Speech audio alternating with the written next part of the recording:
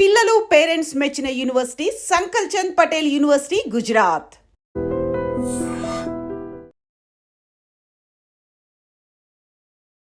Hi hello నమస్తే, welcome back to our channel. నేను మీ వైషు. రెక్కల చిన్న పక్షి గూడొదిలి వెళ్ళిపోవడం సహజం అంటుంటారు. మరి పేరెంట్స్ విషయానికి వస్తే, నేను కదా కనింది, నేనే కష్టపడి పెంచాను, జాబ్ వచ్చేంత వరకు నేనే చూసుకున్నాను, సడన్గా అలా ఎలా వదిలేసి వెళ్ళిపోతాడు, లేదంటే సడన్గా అలా ఎలా మారిపోతాడు అని చాలామంది పేరెంట్స్ ఇబ్బంది పడుతున్నారు. అలానే ఆ విషయమే కామెంట్స్ కూడా చేశారనమాట.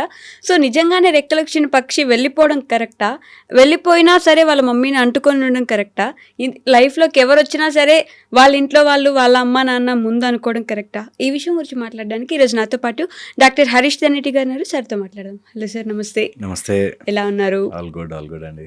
సో రెక్కలు వచ్చిన పక్షి గూడొదిలి వెళ్ళిపోవడం అంటే వినడానికి కొంచెం డ్రామాటిక్గా అనిపిస్తున్నా, ఎవరి లైఫ్ వాళ్ళది అని ముందుకెళ్ళిపోతూ ఉంటారు. చదివిచ్చారు కదా అని చెప్పేసి అక్కడే ఉండిపోలేము. మన చదువుకు తగ్గట్టుగా యూఎస్లోనే ఇంకెక్కడో జాబ్ వస్తే వెళ్ళిపోవాలని కొంతమంది అనుకుంటారు.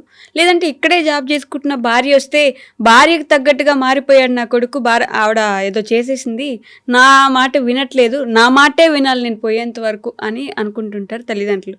ఎవరిది తప్పు ఇక్కడ? ఎవరిని కరెక్ట్ అని మనం బ్లేమ్ చేయగలం? నాకు రోజు కౌన్సిలింగ్లో ఫేస్ చేసే మేజర్ ప్రాబ్లం, వీళ్ళది రైట్ అంటే వాళ్ళు బాధపడతారు, వాళ్ళది రైట్ అంటే వీళ్ళు బాధపడతారు. నిజంగా కూడా ఇట్లాంటి వీడియో కొంచెం వెళ్ళింది అనుకోండి జనాల్లోకి, ఒక్కొక్కళ్ళు ఒక్కొక్క సైడ్ తీసేసుకుని గొడవలు పడతారు. అవును, ఇది యాక్చువల్గా విజ్ఞతకి సంబంధించిన పాయింట్. కొంచెం విచక్షణ, that every one in every role కరెక్ట్గా ఉంటే ప్రాబ్లం రాదు. కొడుకు ఆర్ కూతురు పెంచిన తల్లిదండ్రులని బాగా చూసుకోవాలి, ట్రూ. నాకు భార్య నమ్మి వస్తే తను కూడా బాగా చూసుకోవాలి, ట్రూ. నా కెరియర్ బాగుండాలి, ట్రూ. నేను పిల్లల్ని కన్నాను కదా అని హెల్త్ని వదిలేసే తల్లులు ఉన్నారు, అది కూడా చూసుకోవాలి, హెల్త్ కూడా. సో అన్నిటినీ బ్యాలెన్స్ చేసుకుంటూ వెళ్ళడమే లైఫ్. ఓకే. ఈ రోజుల్లో ఏం చేస్తున్నానంటే బాధ్యతే తీసుకోవట్లేదు, నేను ఎందుకు అసలు తీసుకోవడం ఎందుకు, దాన్ని బ్యాలెన్స్ చేయడం ఎందుకు అని ఒక బ్యాచ్. వేర్ మాకు పిల్లలే వద్దు, లేకపోతే మాకు పెళ్ళే వద్దు, లేకపోతే అసలు నాకు తల్లిదండ్రులతో నాకు రిలేషనే వద్దు. మొన్న రీసెంట్గా మాకు వచ్చిన కేసు, అమ్మాయి మంచిగా జాబ్ తెచ్చుకునేంత వరకు 21 years వరకు ఇంట్లో హాయిగా ఉండి యూఎస్కి జాబ్ తెచ్చుకుని వెళ్ళిపోయింది, వీళ్ళతో ఫోన్లో కాంటాక్ట్ కూడా లేదు. సో పాయింట్ ఏంటి, నాకు ఇన్ని రోజులు చాలా టార్చర్ అనుభవించాను మీ దగ్గర, నాకు అవసరం లేదు మీరు ఇన్ని రోజులు చేసినందుకు థ్యాంక్స్ అమ్మా నాన్న అని పెద్ద లెటర్ రాసి ఇంకా మీరు నాకు వద్దు అని మెయిల్ పెట్టినారు. సో పాయింట్ ఇస్, ఇక్కడ ఎవరు వాళ్ళ రోల్ని ఖచ్చితంగా ఇంప్రూవ్ చేసుకోవడానికి, బెటర్గా పర్ఫామ్ చేయడానికి, బెటర్గా నా లైఫ్ని నేను అందరినీ మేనేజ్ చేసుకుంటూ వెళ్ళని వాళ్ళు జీవితంలో సఫర్ అవుతూనే ఉంటారు. బట్ అందరినీ మేనేజ్ చేయడం అంత ఈజీనా? Absolutely easy. తెలుసా, తామరాకు మీద నీటి బిందువు వలె ఉన్న రోజున అన్నీ చుట్టూ ఉంటాయి, దేన్ని ఎఫెక్ట్ కావు. ఇది నేను సినిమాటిక్గా చెప్పట్లేదు, నేను చెప్పేది సత్యం. ఇదా పట్టుకుని చూడండి, మనకెంత క్యాలిక్యులేటెడ్గా చెప్పారు తెలుసా. బ్రహ్మచర్యం, గృహస్థ, వానప్రస్థ, తర్వాత సన్యాసం, దేనిని కూడా వదిలేయకుండా నెమ్మదిగా తెంపుకుంటూ వెళ్ళాలి. ఇప్పుడు తల్లికి ఒకవేళ పేరెంట్స్ సైడ్ నుంచి చూస్తుంటే చెప్తున్నా, ఒక స్టేజ్ వచ్చాక పిల్లలకి అమ్మాయి కానీ అబ్బాయి క్రతువులు చేసేసాక వాళ్ళ రెస్పాన్సిబిలిటీ, అబ్బాయి అయితే వాడికి ఉద్యోగం, అమ్మాయి అయితే ఉద్యోగము, పెళ్ళి, లేకపోతే వాళ్ళకి చేయాల్సిన సమ్ ఫంక్షన్స్ ఉంటాయి చిన్న చిన్నవి, అవి చేసేసామా ఫినిష్. ఇంకా వాళ్ళతో మనిషిగానే బంధం. ఓకే, ఇంకా నో మోర్ బంధాలతో పట్టుకుని వేలాడకూడదు. ఎప్పుడైతే మోహము పెరిగి నా కొడుకో నా కూతురో నా కొడుకో వీళ్ళంతా నేను చెప్పినట్టుగా వాళ్ళ లైఫ్ బాగుండాలండి, ముందు నీ లైఫ్ బాలే, నువ్వు అలా ఏడుస్తున్నావు అంటే చాలామందికి ఇది ఎక్కదు తెలుసా. మేము చెప్పగానే నేను వెరీ స్ట్రైట్ ఫార్వర్డ్గా చెప్పేసరికి హర్ట్ అయిపోతారు. నీకేంట్రా చెప్పేది, నువ్వేంట్రా చెప్పేది, ఇలా ఉంటారు. అంటే అలా ఎలా చెప్తారు, నేను అలా పెంచేసి పెరిగిపోయారని ఎలా వదిలేస్తాను నేను? That's truth. వదిలేయాలి, ఏదో ఒక రోజున వదిలేయాలి. ఇది నిజము. ఎంత త్వరగా ఎక్కించుకుంటే అంత ప్రశాంతంగా బ్రతుకుతారు. ఇప్పుడు వదలగలరా లేదా పర్సనల్ చాయిస్, బట్ ఇదే సత్యం. దీన్ని పట్టుకున్నవాడు గెలుస్తాడు, హాయిగా ఉంటాడు. పెళ్లి చేశారా, లేకపోతే ఇంకెవరిని వచ్చారా, యువర్ చాయిస్. లైఫ్ అంత సింపుల్గానే ఉంటుంది. ఫన్ పార్ట్ ఏంటంటే అలా వదిలిన వాళ్ళు హ్యాపీగా ఉంటారు. రియల్గా వాళ్ళ ప్రాబ్లమ్ సాల్వ్ అయిపోతాయి. ఓకే. ఓకే, రియల్గా ఇద్దరు అర్థం చేసుకోవడం స్టార్ట్ చేస్తారు. ఇద్దరు, అటు కోడలు ఇటు కొడుకు, ఇద్దరు కూడా అరే బాగుందే అని వెనక్కి వస్తారు. ఎప్పుడైతే నాకు నచ్చినట్టుగా ఈరోజు ఇలా ఎందుకుండు, మేమైతే ఇలా వండుకోమమ్మా, నా కొడుకు ఇలా పెంచలేదమ్మా అని గొడవ పెట్టేవాళ్ళని ఎంతోమందిని చూశాను. ఓకే. ఓకే, ఈ పాయింటే మళ్ళీ మళ్ళీ ఎక్కించుకోవాలి. ఒక స్టేజ్ వచ్చాక ఒక పెళ్ళి అయిపోవడమో, లేకపోతే కోడలు ఇంటికి వచ్చిందనో, లేకపోతే అబ్బాయికి ఉద్యోగం వచ్చి అబ్రాడ్ వెళ్ళిపోయాడంటో, నీ మీద నువ్వు ఫోకస్ తిప్పుకో. చేసింది చాలు. కావాల్సింది ఏదైనా ఇబ్బంది అయింది, హెల్త్ ప్రాబ్లం ఏదైనా వచ్చింది, సహాయం చేయగలిగితే చేయి. ఈ విషయం దగ్గరకు వచ్చేసరికి సందిగ్ధత వచ్చేస్తుంది. అందుకే మనకి ధర్మం ఈజ్ ఆల్వేస్ స్ట్రాంగ్. ధర్మం ఎంత బాగా చెప్తుంది తెలుసా, దట్ యూ ఆ పాయింట్ ఆఫ్ పొజిషన్ ఆఫ్ టైంలో నీకు ఏదైతే ధర్మం చెప్తుందో అదే చెయ్యి. ఒక రాజుగా ఉన్నప్పుడు రాముడు రాజు లాంటి నిర్ణయాలు తీసుకుంటాడు, భర్తగా ఉన్నప్పుడు భర్త లాంటి నిర్ణయాలు తీసుకుంటాడు. రెండిటికి సఫర్ అవుతారు, రెండిటికి there are plus and minus. పెంచిన కొడుకుని వదిలిపెట్టాలంటే కష్టంగా ఉంటుంది, but you have to decide. నువ్వు మ్యారేజ్ చేసేసావంటే నెక్స్ట్ వాళ్ళ జీవితం. That's how you have to stay. But ఆ కొడుకుకు ఉంటుంది కదా, మా అమ్మ నన్ను ఇంత కష్టపడి పెంచింది కాబట్టి. ఎగ్జాక్ట్లీ అనగా ఏ రోల్ వాళ్ళు ఆ రోల్. మా అమ్మ నన్ను పెంచింది, నేను మా అమ్మని బాగా చూసుకోవాలి అని వాడికి ఉండాలి. అమ్మాయికి అరే వాళ్ళ తల్లిని వదిలి రమ్మంటున్నాను, నేనేం మనిషిని, అది కూడా చూసుకోవాలి అని ఎవరి రోల్ వాళ్ళు కరెక్ట్గా ప్లే చేస్తే ఇది బ్యూటిఫుల్గా ఉంటుంది. అంటే ఆ అమ్మాయి తల్లిని కూడా ఈయన చూసుకొని ఇవ్వాలి. ఎగ్జాక్ట్లీ అదే అన్న, ఈయన రోల్ కూడా కంపల్సరీగా ఎవరి రోల్ వాళ్ళు కరెక్ట్గా ప్లే చేస్తే మొత్తం ఎలా అయితే సినిమా కరెక్ట్గా వస్తుందో అలాగే మన జీవితం అనే సినిమాలో ఎవరి రోల్ వాళ్ళు ప్లే చేయకపోతే మిగతా టీం అంతా సఫర్ అవుతుంది. నేను చూశాను, ఓన్లీ ఒక అమ్మాయి కోడలు ఇంటికి వచ్చినాం.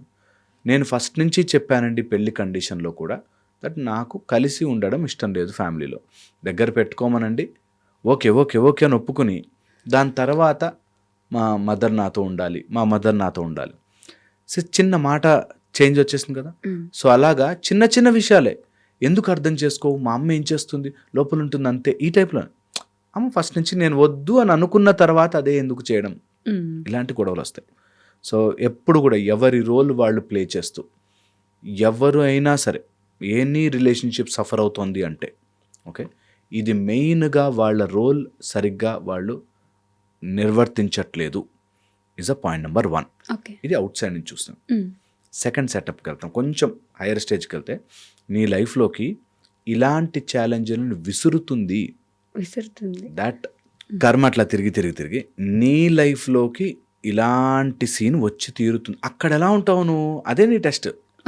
ఎగ్జామ్లో నువ్వు చదివింది లాస్ట్కి ఏదో టాపిక్ వదిలేసింది గుర్తుకో, నీకు వస్తుంది సబ్జెక్ట్, నువ్వు గుర్తు తెచ్చుకుని రాయడంలోనే ఎగ్జామ్లో పాస్ అవుతావా లేదా అన్నట్టు నీకు ఆ టైంకి అలా వస్తుంది సందర్భం. వచ్చినప్పుడు ఎంత హుందాగా ప్రవర్తించావు. నేను ఎంతోమందిని చూశానండి, చిన్న చిన్న వాటికి తలలు కొట్టేసుకుని గోడలు కొట్టేసుకుని గబాల్ని ఏడ్చేసి ఫుల్ డ్రామా చేస్తారు. అంతే, నా లైఫ్ ఇంతే, నేను ఇంతే అని చెప్పి. ఎప్పుడు కూడా నీ ఎమోషన్స్ని నువ్వు అలా ప్లేఅవుట్ చేయగానే మొత్తం నెగిటివ్ ఎనర్జీ జనరేట్ అయ్యి నీ ఎప్పుడు లైఫ్లో ఎక్కడ ప్రవర్తించినా నీకు ఆ సీన్ నీ వెంట ట్రామాటిక్గా నడుస్తూ ఉంటుంది. ఇది second layer where your emotions will come into play. నాకు ఇలా ఉండాలి, నువ్వు ఇలా ఉండాలి, జరగాలి, మాట్లాడుకున్నాము, నిర్ణయాలు తీసుకున్నాము, అనుకున్నాము, ఓకే అంతవరకు. బట్ దాన్ని ఎక్కువగా మైండ్లోకి తీసుకుని ఇది మా కోడలు చేస్తున్న ప్లాన్, ఈ నా కొడుక్కి వీడికి డబ్బులు వచ్చాక పొగరొచ్చింది, ఇవన్నీ ఎమోషనల్ గేమ్. ఓకే, అంటే అది ఎప్పుడు ఉంటుంది కదా క్వశ్చన్, తల్లా పెళ్ళామా అని చెప్పేసి. అది దట్స్ కర్మ. తల్లా పెళ్ళామా సీన్ ఎవరికి వచ్చినా సరే జీవితంలో, నేను ఎప్పుడంట ఈ మాట నేను చాలా వీడియోలు చెప్పాను, మళ్ళీ చెప్తాను. ఒక అబ్బాయికి తల్లి కావాలా పెళ్ళాం కావాలనే సీన్ ఎప్పుడు రాకూడదు. ఒక భార్యకి హస్బెండ్ కావాలా, మీ ఫ్యామిలీ వాళ్ళు పుట్టినిల్లా మెట్టిన అనే సీన్ రాకూడదు.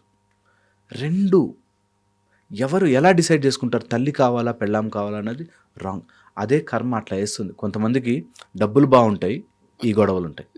కొంతమందికి హెల్త్ బాగుంటుంది కానీ ఇంట్లో ఎవరికో హెల్త్ బాగుంటుంది, ఇంక వాళ్ళకి సేవలు చేస్తూ కూర్చుంటారు.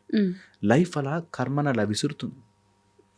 సో నేను అర్థం చేసుకోవాల్సిన పాయింట్ ఏంటంటే ఇక్కడ సెకండ్ లేయర్లో ఎమోషనల్ ఫ్రీక్వెన్సీలు మ్యాచ్ కాక చాలామంది ఎఫెక్ట్ అవుతారు. ఇక్కడే అర్థం చేసుకుని నా కోరికలు ఉండొచ్చు, నా కొడుక్కి వాడికో ఎమోషన్ ఉంటుంది, వాడికి ఒకలాగా పెరగాలి, ఒకలాగా ఉండాలి, భార్యతో ఉంటుంది. అది నేను అర్థం చేసుకోవాలి. నా పాయింట్ చెప్పేసా, అరే నాతో ఉంటే నాకు హ్యాపీగా ఉంటుందిరా, ఇలా చేసుకుంటే బాగుంటుందిరా, చేస్తున్నావా లేవా నీకు అనవసరం. So that's the second layer, that emotional గేమ్లోకి వెళ్ళి మారిపోయాడు, వీళ్ళు మారిపోతారండి, వాడు అలా చేస్తారండి, వాళ్ళ ఆయన దగ్గర కూర్చొని కూడా చెప్తూ ఉంటారు. ఇది second layer. Third layer is very very important. That ఇవన్నీ జరగడానికి గల కారణం ఇంట్లో జరిగే కొన్ని since and vastu, astrological and వాళ్ళ పరిస్థితుల ప్రకారం వచ్చిన సందర్భాలు. ఫర్ ఎగ్జాంపుల్ చెప్తాను, ఒక ఆయనకి కరెక్ట్గా కేతు పీరియడ్ ఓకే ఎంటర్ అవుతుంది. కేతు అందులో మంచి మోక్షకారకుడు స్థానంలో ఉంటే డిస్కనెక్ట్ అయిపోతాడు. నాకు ఈ వరల్డ్లీ వాటి మీద పెద్దగా ఇంట్రెస్ట్ లేదు, నేను స్పిరిచువల్ మార్గంలోకి వెళ్ళిపోతున్నాను. 2 పిల్లల్ని కనేసాడు, అమ్మాయి ఒకరితే ఉంటుంది, ఆమె కష్టపడి తిరుగుతూ ఉంటుంది, నాకు ఇవేం అవసరం లేదు, నేను స్పిరిచువల్గా ఎక్కడికో, నాకు ఆల్మోస్ట్ శివుడు నాతో రోజు మాట్లాడుతున్నాడు, నేను హిమాలయాలకు వెళ్ళిపోతా, ఈ టైప్లో సడన్గా సీ దట్ చేంజ్ రాగానే ఇంట్లో మీరు మీ చెప్పుకోరా, మీ అబ్బాయికి చెప్పరా, ఈ టైప్లో. సో ఇంకా అది అక్కడ గొడవ పెరుగుతూ పోతుంది. So that is because of their astrological position change అయిపోయింది. లేదా అమ్మాయి సైడ్లో చంద్రు కేతు పట్టుకుంటే ఊరికే ఓవర్ థింకింగ్, వాళ్ళ అత్త ఇలా పెట్టగానే చూసావా నన్ను ముట్టుకొని మీ అమ్మ అంత అసహ్యంగా మాట్లాడినప్పుడు నేనెందుకు మాట్లాడాలి, ఈ టైప్. జస్ట్ చంద్రుడు కేతు పట్టుకుని డిసెక్టివ్ థింకింగ్. ఆ రోజు నేను బ్లూ శారీ అంటే వద్దండి, కానీ వాళ్ళ అమ్మాయి అడగానే బ్లూ శారీ కొనిచ్చింది. ఇంతే. నువ్వు ఎందుకు వాళ్ళ మైండ్లోకి దూరుతున్నావు, ఎందుకు వాళ్ళు, అది అలా కర్మ ప్రకారం అలా ఆస్ట్రాలజికల్ పొజిషన్ మారి ఖచ్చితంగా దిగుతుంది. చూడండి చాలా ఫ్యామిలీస్లో ఇది నా మాట ఎంతోమందికి రిలేట్ చేసుకుంటారు. ఆ రోజు నేను అంటేనేమో మీకు నచ్చలే ఆ కూర చేస్తా అంటే, ఈ రోజు మీ వాళ్ళు రాగానే ఈ కూర వండారు కదా. అలాంటి సిచ్యువేషన్స్ ఎలా తప్పించుకోగలరు? ఎందుకు అసలు ఆ సిచ్యువేషన్ని తీసుకోవడం ఎందుకు, దాన్ని తప్పించుకోవడం ఎందుకు? ఇవి అర్థం చేసుకుంటేనే. దీస్ ఆర్ ఆల్ జ్ఞానం అంటే ఏం తెలుసా, జస్ట్ తెలుసుకోవడం. ఇప్పుడు చిన్నప్పుడు ఒక టెడ్డీ బేర్ బొమ్మ కోసం పట్టుకుని ఏడుస్తాం, ఒక స్టేజ్ వచ్చాక ఏం జరిగింది, మరి బొమ్మ కోసం ఏడిస్తే ఏంటి అసహ్యంగా ఉంటుందిరా అని మనకు తెలిసిపోతుంది. చిన్న టాయ్ కారు కోసం రోడ్డు మీద పడి ఏడవం కదా అని అలాగా వింటూ ఉంటే ఇవి తెలుస్తుంది. That I should not behave like this కదా. ఇంత ఆమె చీర కొనిచ్చుకుంది, నాకు బ్లూ కాకపోతే ఎల్లో కాకపోతే వైలెట్, ఏం క్యాప్ ఫరక్ పడతా, how does it even matter damn it అని అనుకోవడం వచ్చేస్తే అదే మెచ్యూరిటీ, టింగ్ మన జ్ఞానోదయం అంతే. అదే దట్ చూస్తూ వెళ్ళిపోతాం బాస్, దానికి ఎందుకంత వరి కావాలి, దేనికి వరి కావాలి అని ఉంటుంది. నిజము సత్యము ఇది. ఓకే, కానీ అలాంటిది హిట్ అవ్వడం కష్టం కదా. హిట్ అవ్వడం కష్టం అంటేనే రాత. ఆ టైంలో నేను చెప్తున్నాను, ఇలాంటి విషయాలు నేను 100 చెప్పడం ఈజీ బాస్, నీకు వస్తే తెలుస్తుంది, నీకే మంచి డాక్టర్ అన్నీ సెటిల్ అయి ఉన్నాయి, ఈ టైప్లో మాట్లాడతాను. నీకు ఎక్కనివ్వదు నీకు, అది కూడా గ్రహస్థితి. అబ్సల్యూట్లీ. అండ్ ఆ ఇంట్లో వాస్తు అనే ఒక ప్రాబ్లం ఉండి ఇట్లా రాక్షసిలాగా కూర్చుని ఒళ్ళో కూర్చోబడి మొట్టికాయలు వేస్తుంటుంది. వాళ్ళకి ఇంట్లో అప్పటిదాకా బయట అందరితో మంచిగా ఉంటారండి, ఇంట్లో లోపలికి అడుగు పెట్టగానే కొక్కొక్కనే మామూలు ఇట్లా రోడ్ మీద స్ట్రీట్ డాగ్స్ అరుచుకుంటారు, అట్లా అరుచుకుంటారు. నేను హ్యావ్ సీన్ దిస్, అందుకని చెప్తున్నా. ఇది నిజంగా కొంతమంది గుచ్చుకుని వాళ్ళు మారిపోవాలేమో అని చెప్తున్నా. అంటే వాళ్ళకెలా తెలుస్తుంది వాళ్ళ ఇంట్లో వాస్తు బాగాలేదు, వాళ్ళ ఆస్ట్రాలజీ ప్రకారం అది బాగాలేదు. ఈ రోజుల్లో ఆ మాట నాకు, ఒకప్పుడు ఎప్పుడైనా ఎవడో స్వామీజీ రావాలి, లేకపోతే ఎవరో గొప్ప సిద్ధాంతి రావాలంటే ఓకే, పోనీ అప్పట్లో నడిచింది. ఇప్పుడు you can ask your Google. అవి నమ్మని వాళ్ళకి అబ్సల్యూట్ అక్కడికి వస్తున్నా. ఇది నమ్మనివ్వదు కదా. నమ్మని వాళ్ళకి ఏంటంటే అట్లీస్ట్ ఈ ప్రాబ్లమ్స్ ఉంటాయి psychologically. That person may be different, I'm may be different, వాళ్ళ అమ్మ పెరిగిన దాంట్లో ఆమె షీజ్ మే బి డిఫరెంట్ అనన్నా అర్థం చేసుకోవాలి. ఇది సఫర్. అలా అర్థం చెయ్యనివ్వకుండా ఇవి ఆపుతాయి. ఓకే, ఆస్ట్రాలజికల్ రీజన్స్, వాస్తు రీజన్స్, జెనెటికల్ రీజన్స్, సర్కమ్స్టెన్షియల్. చాలామంది వాస్తు అంటే ఇట్లా బొమ్మ గీసి తూర్పు ఈశాన్యం అది అనుకుంటారు. సర్కమ్స్టెన్షియల్. నువ్వు చెప్తున్నావు కదా, కరెక్ట్ టైంకి నీ అత్త కొడుకు మాట్లాడుకుంటున్న టైంకి ఆమె ఎంటర్ అవుతుంది. అంతే సర్కంస్టే వాస్తు అది. ఏం లాక్ తెలుసా అది? మీరిద్దరూ నా గురించి ఏం మాట్లాడుకుంటున్నారు. నీ గురించి మాట్లాడకపోయినా ఏం మాట్లాడుకుంటున్నారు. That's it. Circumstantial vastu. Okay.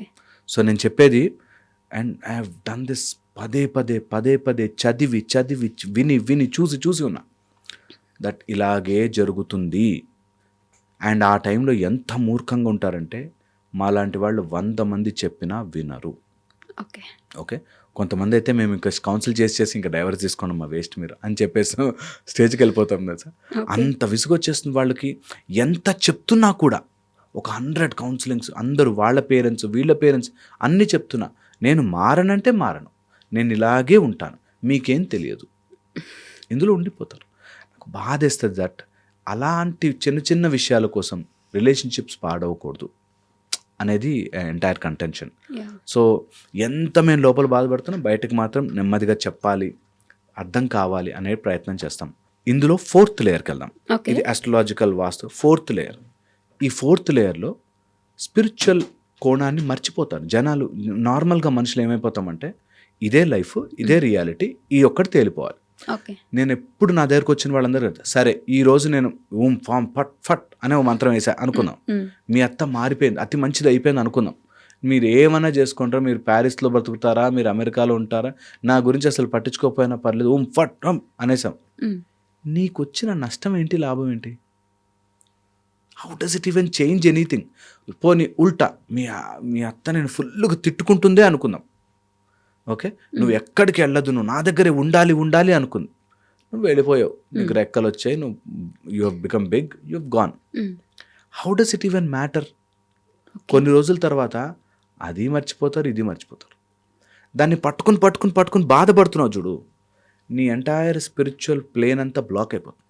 అంటే ఆ సిచ్యువేషన్ వాళ్ళకి ఎలా ఉంటుందంటే, నేను వాడు చిన్నప్పుడు చూసానంటే నా వయసు అయిపోయిన తర్వాత వాడే చూడాలి నన్ను, అట్లీస్ట్ నా మీద కొంచెం బాధ్యత ఉండాల్సిన అవసరం లేదా, ఆ స్టేజ్లో ఉంటారు వాళ్ళు. ఎగ్జాక్ట్లీ, నేను అదే చెప్తున్నా. ఇప్పుడు బాధ్యత ఉండాలా లేదా వాళ్ళ హెడేక్. నువ్వు ఎక్స్పెక్ట్ చేసావు కాబట్టి నువ్వు సఫర్ అవుతావు. ఇప్పుడు నేను ఇన్ని రోజులు పెంచాను కదా, నేను పెద్ద అయ్యాక నన్ను బాధ్యతగా చూసుకోవాలి అని అనుకునే వాళ్ళందరూ వాడు ఎలా బిహేవ్ చెయ్యాలో నువ్వు నిర్ణయించావు కాబట్టి అలా బిహేవ్ చెయ్యకపోతే సఫర్ అవుతావు, ఖచ్చితంగా సఫర్ అవుతాం కదా. ఎవ్రీవేర్ ఇదే ఈక్వేషన్ వస్తుంది దట్ నేను ఒకటి ఎక్స్పెక్ట్ చేశాను, నాకు నచ్చినట్టుగా నువ్వు చేయలేదు. ఓకే, అప్పుడు ఆయన ఏం చేస్తాడు, ఒక 5 ఏళ్ళు బాగా సంపాదించి నచ్చినట్టుగా ఉన్నాక ఇప్పుడు నువ్వు 2 జడలు వేసుకుని పైకి ఫ్యాన్ కట్టి తిరగాలి, అప్పుడే నన్ను ప్రేమించినట్టు అంటే how does it even matter? నిజంగా కూడా అవతల వాళ్ళు నాకు ఎక్స్పెక్టేషన్ తగ్గట్టుగా ఎందుకు బ్రతుకుతారు? అది కొడుకు కావచ్చు, పిల్లలు కావచ్చు, లేకపోతే ఆఫీస్లో కావచ్చు. నేను ఒక ప్రాజెక్ట్కి కష్టపడి చేశానండి, వాళ్ళకి కనీసం గుర్తించలేదు. ఎందుకు గుర్తిస్తారు బాస్? వాళ్ళు జీతం ఇచ్చారు నీకు, నువ్వు పనిచేయడానికి. గుర్తించడం ఏం ఉండవు అలాంటివి. వాళ్ళు గుర్తించారా, అది వాళ్ళ విఘ్నత, అది వాళ్ళ గుడ్నెస్, అది గుడ్ థింగ్. గుర్తించలేదా, how does you should not get affected. అది వచ్చిన రోజున ఉల్టా జరుగుతుంది. నిజంగా గుర్తుపడతావు. Expectation tortures. నువ్వు ఎంత ఎక్స్పెక్ట్ చేస్తావో ఆ ఎక్స్పెక్టేషన్లో నిజంగా బాధలు ఉంటాయి. నేను ఎవ్వరు అడిగినా నా దగ్గరకు వచ్చేలా నేను ఎక్స్పెక్ట్ మినిమం కొడుకు మనం చూసుకోవడం మినిమం అనుకోమా అండి, వాడు కూడా మినిమం అనుకుంటాడు. మా అమ్మ ఎప్పుడు కూడా నాకు ఎప్పుడు కనిపించినా ఇట్లా కళ్ళు ఇట్లా తెరిచే ఉండాలి, మినిమం కళ్ళు తెరవమన్నానండి అంటే నిజంగా అంత ఫన్నీగా తీసుకోవాలి దాన్ని. దట్ నేను ఎక్స్పెక్ట్ చేసినట్టు నా కొడుకు ఎందుకు ఉండాలి?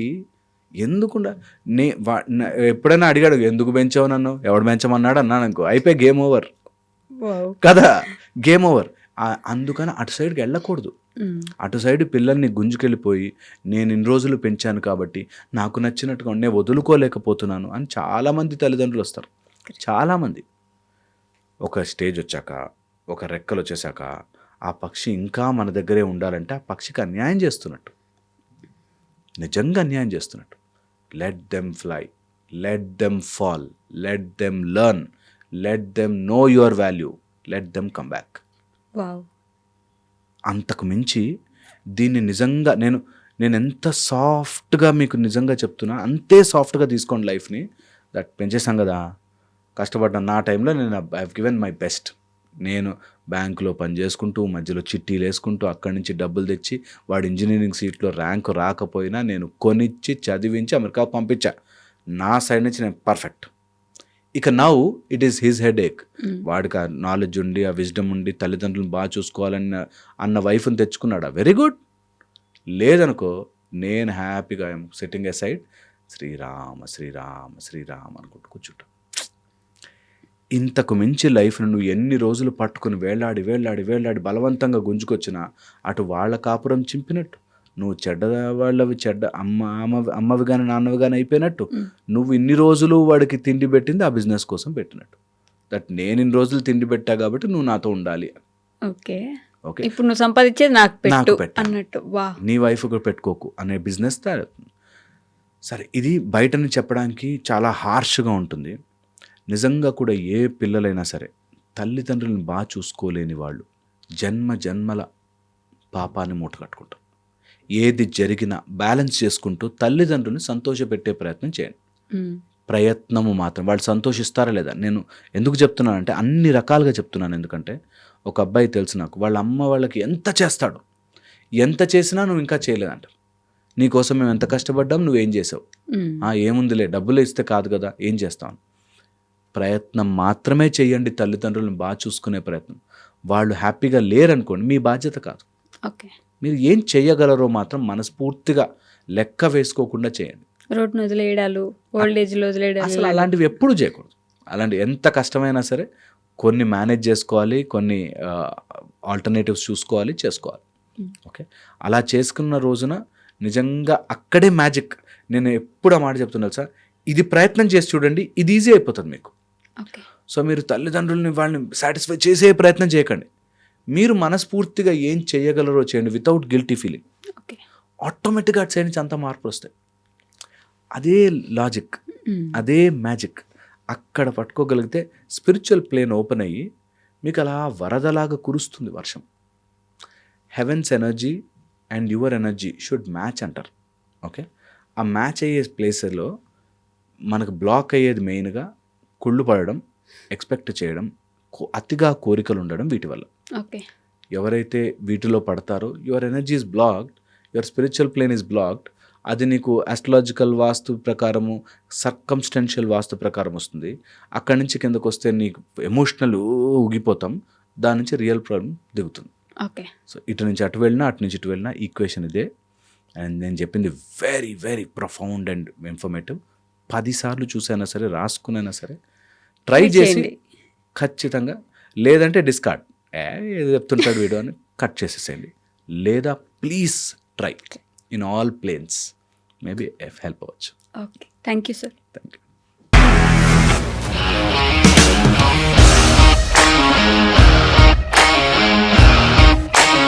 ఇండస్ట్రీలో కమిట్మెంట్ ఇష్యూస్ వస్తే నీకు కూడా వచ్చినట్టు? మార్నింగ్ తీసుకెళ్ళారంటే కొట్టి పడేసారు.